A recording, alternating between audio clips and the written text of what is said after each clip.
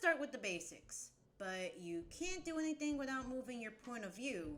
To move your camera around, hold Alt.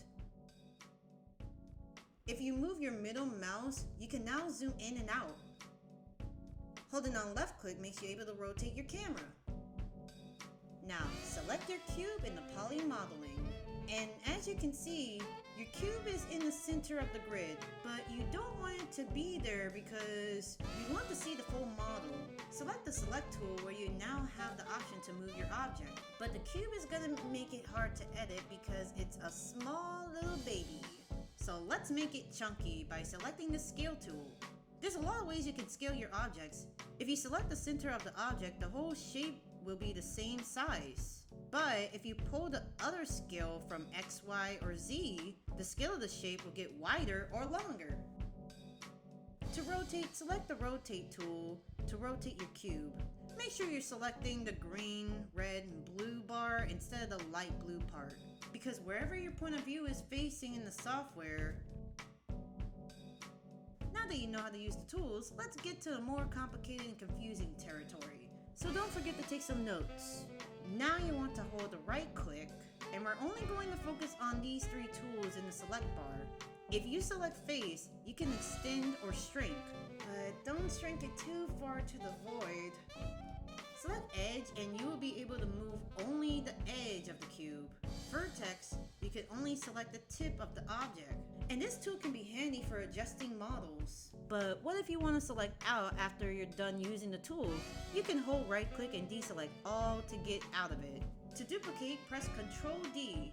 Now you have another shape. To combine, you need to select two of your cubes and press the combine. Mirror can be a bit complicated. Sometimes it'll work if you press mirror with the select object.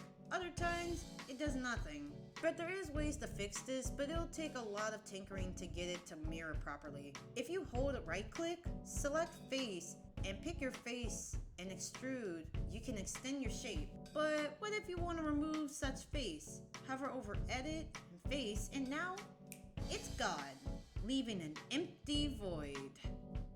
But we can't just leave this cube empty. So let's fix that by turning it into a box. You can use the same technique with the edge as well as the extrude, but don't do it one at a time. Select all of them in 4 corners. To select all 4 corners at the same time, hold shift and select your edge. The plus means you can add, and subtract meaning you can remove it if you select an edge by a mistake. Now that you select 4 corners, extrude. You can use the UI box to change it, but I would recommend using the XYZ bar as that is more convenient. Extrude again and do the same that I do.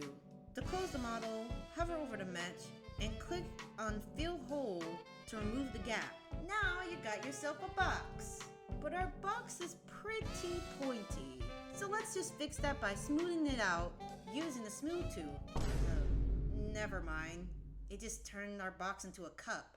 To go back, press Ctrl Z to revert it back. Same tool you'll use when you're drawing and other softwares when doing art. Hover over bevel, and now our box is smooth. You can change to add more segments, but I would recommend only using it below 4 to avoid the software from lagging, because too many topologies equals lag.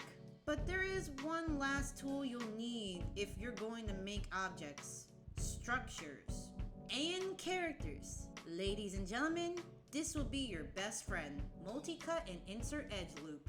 Insert edge loop is a faster and efficient way to insert your edges, while multi-cut only selects point or escape.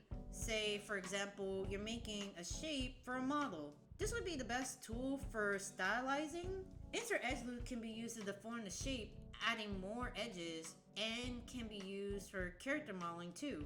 To use insert edge loop, hold shift and right click. Select it and click the edge to place it.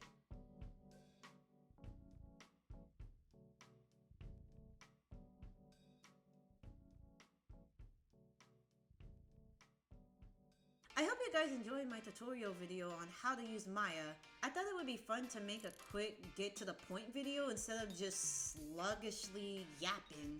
If I forgot to mention anything in the video, comment below and I'll mention it in a second tutorial video. Right now, I'm showing a time lapse on how to use an insert edge loop, creating a mega Victory Bell cup. Because that was the first thing I thought about after Victory Bell was revealed with a new Mega Evolution. I think a lot of people will love it if a Pokemon company decided to make something like this. One, because it's goofy looking and it's fun to have around. It looks like a figure, but it turns out to be a sippy cup.